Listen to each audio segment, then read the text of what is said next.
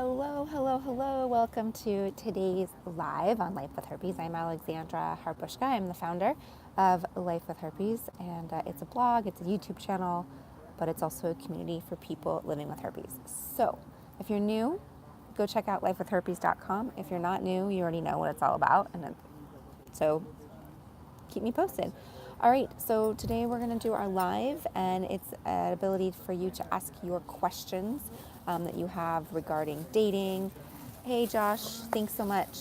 Regarding dating, regarding outbreak prevention, regarding disclosing to your partner, all that fun stuff. So I'm also actually on the train. Can you see it?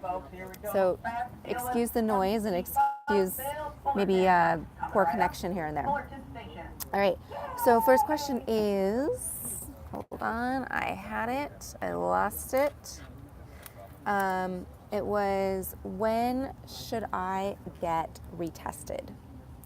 Okay, so here's the thing I want you to look at. Are you getting, when should you get retested? So A, were you exposed to somebody with an active outbreak? That's one thing. Two, were you exposed to someone that has the virus? And three, how often are you exposed to that virus, right? So if it's someone that you're in a relationship with, monogamous relationship, and you're aware of it, that's going to be on your own choice. Like at that point, you're not necessarily, it's a possibility you could contract it. If we are talking about, a one-time thing, couple-time thing, and you're like freaking out and want to know for sure, I would recommend going back in, 3 months, 3 to 6 months. Just keep getting tested. If you do have multiple partners, it is very, very wise for you to continue to get tested as often as possible, because with that, then you can be on top of it and be in control of it, opposed to not knowing or any of that. So I'm in Fullerton now. All right, next question is, let me see. So when you ask your questions, you might have to ask them a couple times because they leave when I'm on my phone. I couldn't for some reason do the live from my desktop. I don't know why. Today on the train, it wouldn't let me. Anyways, okay, the next question is, are there side effects for the antivirals? Okay, so antivirals, so yes, anything you take, there are going to be side effects. As you know, we're all made up differently. We all have different answers, different results, different lifestyle choices, different times in our life, all that. So yes, there are some side effects that come with it. The main ones, and the ones that I would say pay attention to, are it does dehydrate you. So make sure you stay hydrated when you're on it. It can cause headaches. Like I personally get headaches when I get it. So that when I take the antiviral, I'll usually get a headache. And some people, they do experience hair loss. I've had people say like it didn't, for them, like they wanted to lose hair because they had so much hair. I heard sunlight. Okay, I'll answer that for you, music lover. So yeah, it back to sunlight is also with the antiviral. You got to watch yourself in the sun. You just got to be a little bit more careful. You burn easily. Whatever it does to your body, it makes you burn. So dehydrate, a little bit of headaches here and there, and you can get sunburned. So those are the side effects. If you do have any other questions, I recommend talking to your primary physician, your doctor, whoever prescribed it to you, and get that taken care of. Okay, so when we're talking about sunlight, outbreaks, all that fun stuff, yes, so sunlight can increase the risk of outbreaks. And really what that does is, what happens is the sunlight can break down your immune system. So too much sunlight, so like we need sunlight, we're just like the trees, right? We need sunlight in order to grow and to be healthy. We need the vitamin D, we need the sunshine, we need all that. But when we get too much of it, that can actually break down our immune system. So like if you get sunburnt, your body's working harder, it's trying to protect you, it's trying to recover. So yes, it is possible. Yeah, chocolate and peanuts. So yes, that also does increase outbreaks.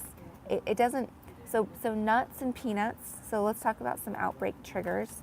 Um, so nuts, peanuts, coconut, chocolate, alcohol, sugar, processed foods, and caffeine.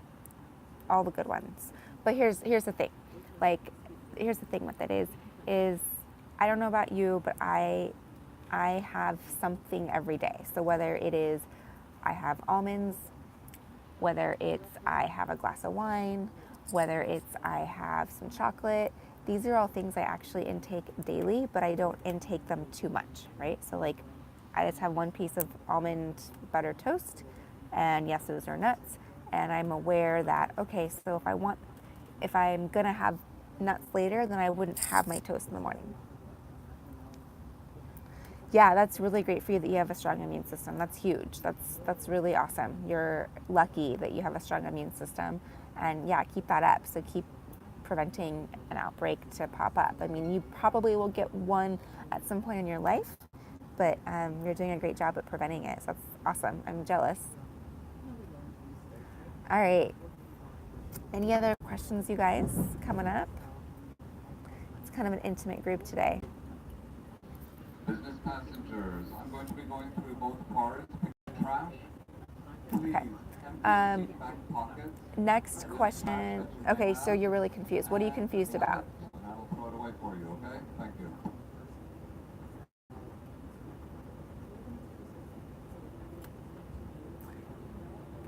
Put a note in there and I'll answer. What are you confused about? Is it about diagnosis? Is it about transmission? Is it about outbreak prevention? I have done everything, to be honest. I eat the same and I've been anyway. That's great. I'm glad that you've been really lucky.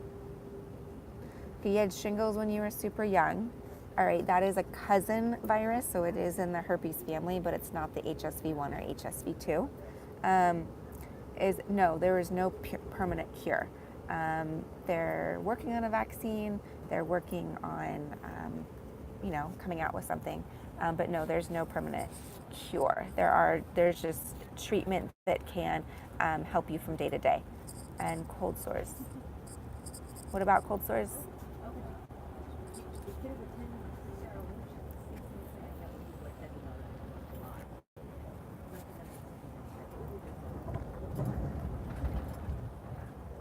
Okay, so you have HSV1 and HSV2. Okay, so you have HSV1, HSV2, and what are you confused about? Oh, and not HSV1, so you have HSV2. And your daughter's outbreaks are internal. Okay, explain that to me, because I went to my dentist this week and I asked him about getting oral herpes inside your mouth. So you said your daughter has internal. Is it internal in her mouth or internal down there? Because here's what I learned from the dentist is typically when it's your first contact with the virus, you will get the outbreak and it'll be all through your mouth. Like it's a complete takeover of your mouth. And you also will get them around your mouth, but also inside. And then while you recover and as you moved on, all right, let me know your herpes problem and I'll answer it. So as it moves on and the virus continues, it'll then show up on your mouth. Your first outbreak, expect it to be inside your mouth as well. So a lot of times too, we can have herpes internally. For women, it can be on our cervix. That's something that we won't know. We can't feel it. Our nerve endings are different in there.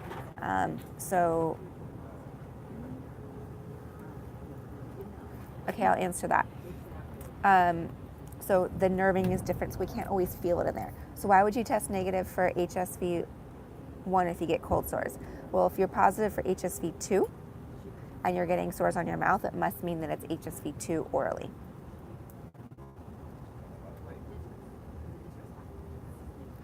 I don't know about those bumps. I mean, the bumps do go away, the virus never goes away. So I would ask to clarify. The bumps do go away, they clear up, there's no scarring or anything like that, but then the virus is always there. All right, we have someone else who has HSV1 and HSV2.